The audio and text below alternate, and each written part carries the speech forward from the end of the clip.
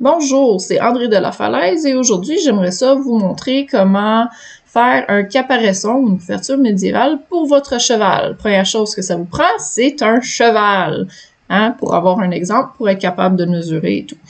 Aussi, une couverture de cheval, là, ça l'aide beaucoup. Voici ma couverture, elle fait bien à mon cheval. Et qu'est-ce qu'on veut tracer? C'est le cou. Hein, c'est où est-ce que l'épaule va aller. Je vais vous montrer. Fait que c'est vraiment cette section-là qu'on veut tracer. Fait qu'on fait juste prendre un carton, on le met en dessous et on trace. On va aller chercher un carton. Ça, c'est des cartons que je pogne au Dolorama. Ça va très bien. Ils sont assez flexibles, puis on est capable d'épiner. Bon, fait que là, voici le carton en place. Fait que là, il faudrait juste tracer la ligne du cou. Comme je dis, il faut que le cou fasse quand même relativement bien. Là, c'est pas assez long, fait qu'il faudrait mettre un deuxième morceau de carton pour le faire à la longueur. Là, l'autre affaire qui est très importante, c'est le tissu. Fait qu'ici, j'ai deux sortes de tissus. J'ai mon beau tissu à droite, qui est un tissu genre de upholstery. Fait que ça prend vraiment un tissu qui est joli, qui a l'air médiéval. Et moi, je suis bien chanceuse, j'ai pas que dans les gros rouleaux de 45 pouces. Après ça, à gauche, on a le dessus qui va être le liner, fait que la section intérieure.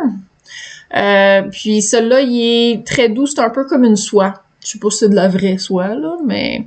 Fait que moi, j'ai décidé de choisir de prendre après 6 à 10 mètres. C'est un peu trop, surtout avec cette grandeur de tissu-là, mais ça fait en sorte que j'en ai plus. Fait qu'on voit, il y a un super beau patron dessus, ça a l'air très médiéval. Et le liner, il est très, très doux. Hein, on veut quelque chose qui va glisser, ça absorbe un peu la sueur, puis ça fait en sorte que le côté extérieur de notre tissu va pas frotter puis va pas faire blesser le cheval. Puis ben, je me suis payé la traite cette fois-ci, puis j'ai décidé de m'acheter des tassels de couleurs qui matchent pour faire un petit peu différent que mes couvertures normales. Je pense que ça m'a coûté comme 3 pièces. Moi, je suis chanceuse, je pogne tout à Fabriqueville. Bon, là, l'importance, mesurer le cheval. Bonjour, c'est André de la Falaise avec ma belle monture Bella, qui est pas très contente à cause qu'elle est pliée. On va utiliser ce moment de tranquillité et de séchage pour vous montrer comment que je fais mes mesures pour le devant de la couverte. Fait que là, j'ai mis ma selle, elle n'est pas attachée quoi que ce soit, il faut juste qu'elle soit à sa place habituelle. Puis j'ai pris le fait que j'avais mon cooler dessus pour me donner une idée à peu près la longueur que je veux en avant de ma selle. Fait que là, je vais mesurer vraiment de mon clip à où est-ce que je veux que ça finisse. Là, j'ai pas de mesure. En tout cas, on va le faire ailleurs. Fait que ici, ça serait de 50 à 77, fait que 17 cm. Après ça, qu'est-ce qu'on veut faire? Si on veut mesurer du centre de la couverte, parce que d'habitude, hein, on fait vraiment deux morceaux, un de chaque bord, ou si on a vraiment du long tissu, on peut juste faire un morceau complet. Et on va descendre jusqu'à où est-ce qu'on veut que ça arrive. Hein? Fait que des fois, on a des couvertes qui vont finir ici, au genou, en bas du genou. Elle, je vais probablement la faire en bas du genou. Fait qu'on est à 133 cm. Et bien sûr, comme n'importe quoi en couture, on s'ajoute toujours au moins, je dirais, un demi-pouce en haut et un demi-pouce en bas. Peut-être même plus. Moi, j'aime mieux toujours en avoir trop long que trop court. Donc, c'est très facile de raccourcir et pas très facile de rallonger. Quoi que ça se fait. Fait que l'autre affaire qu'on veut aussi, c'est on veut décider comment que ça va tomber autour de la selle en arrière. Fait qu'on pourrait juste... Fait que moi, d'habitude, qu'est-ce que je fais? C'est que je vais rentrer ma couverte en dessous pour qu'elle arrive flush avec mon saddle flap. Puis elle va continuer en bas. Puis moi, ma selle est spéciale. Hein, j'ai des attaches. Fait que je peux juste mettre des clips directs là. Ça va super bien.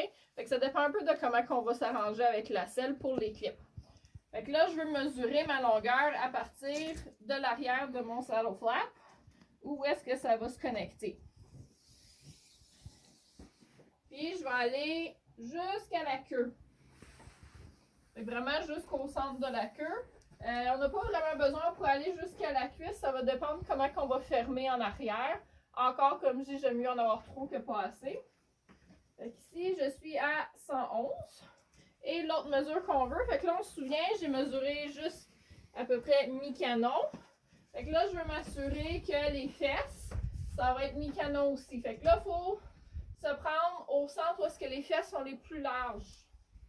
Fait qu'à peu près là. Et ça va être beaucoup plus long que le devant. Hein? Les fesses sont beaucoup plus rondes, fait que ça fait plus de matériel. Fait qu'à peu près mi-canon. On dirait à peu près 147 cm pour ça. Puis, ben, c'est ça. Après ça, ça va être de mettre les clips et tout ça. Mais d'habitude, je vais faire mon modèle avec le liner en premier. S'assurer que tout fait bon, parce que le liner coûte beaucoup moins cher que le beau dessus. Puis après ça, on va couper le vrai dessus. Merci beaucoup! Voici simplement un schéma d'un peu que ça va avoir l'air avec le placement des boucles. Et voici où est-ce qu'on veut prendre les mesures pour le cheval.